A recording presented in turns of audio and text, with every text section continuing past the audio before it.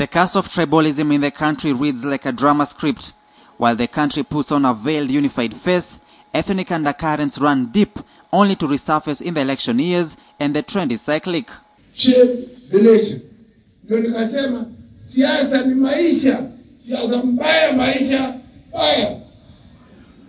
Politicians sweep tribal emotions in their campaigns, knowing how easy it is to play on ethnic allegiances. Already temperatures are charged and coalitions appear fortified along ethnic lines. Are politicians setting another dangerous ground for elections, and is the country on a precipice? Don't blame the politician too much. Also blame ourselves as Kenyans and ask yourself, do we want as Kenyans to live together irrespective of which ethnicity we are, or which race we are, or which religion we are?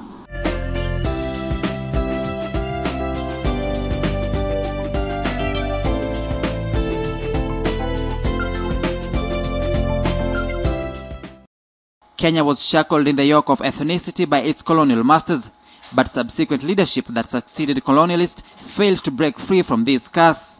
The white merchants initiated seclusion, banding Kenyans together based on tribal identities in different regions, later to be known as provinces. Luyas were locked up in Western Province, Luos in Nyanza, Kikuyus will be identified in Central, Kalenjins were restricted in Rift Valley, Mijikenda tribe belonged to the coast, as there will be Eastern natives, Northeastern, and in Nairobi, Maasais will be displaced.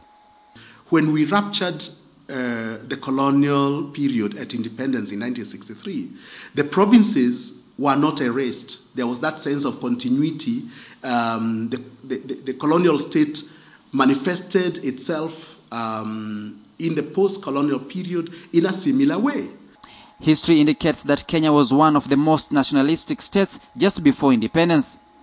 But as the country wriggled itself into self-rule in 1963, the founding fathers failed to seize the moment to rein in on ethnic identities that will later haunt the country's politics. We have a moment of history when we could have exorcised this demon, but we never took it. In the 1960s, 1970s, up to now, really, the construction of the nation is very ad hoc. It is not systematic. There is no deliberate effort on part of our leaders to transcend, the ethnic identities that people are born into. Sisi tuseme kwamba tufungue tuondoe ile section ya katiba ya Kenya ya 2A. Then came in multipartyism to open up the democratic space. But ironically, this fueled more balkanization. In 1992 general elections, politicians retreated to their ethnic enclaves, poisoning the environment that led to the first bloodshed, setting a precedent for subsequent election violence and eviction of those tagged as foreigners. Democratic practice is about inclusion. It's also about tolerance of difference, and it's also about really creating a nation where every citizen feels that their rights are respected. Up to the very recent past, people had a tendency to say we must have one of our own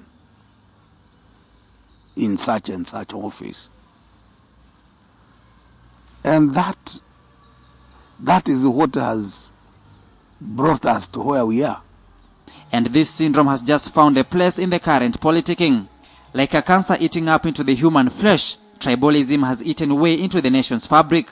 To compound the plague further is the entry of cultural groupings into politics. Leaders publicly proclaim to advocate for peaceful elections and unify the country, but theirs, it appears, is just rhetoric. Underhand suspicion and strategies send a different message altogether. The dream of uniting all Kenyan communities to form a nation has been frustrated by those leaders who have tribal inclinations. And even now, it looks worse as we move towards the general elections.